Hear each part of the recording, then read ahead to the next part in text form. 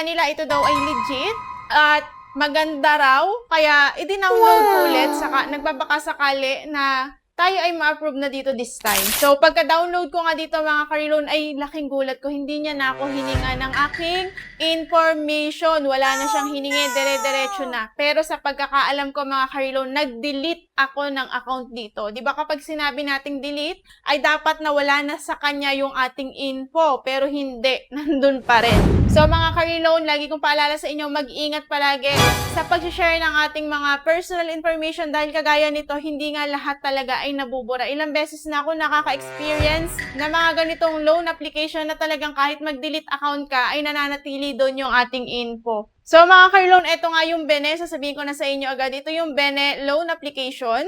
Meron pa bang hindi nakakakilala dito sa Bene? Or kayo, kilala nyo ba ang Bene? Ano ang experience nyo sa kanya? Kasi ako yung una experience ko talaga sa kanya ay hindi maganda kasi nga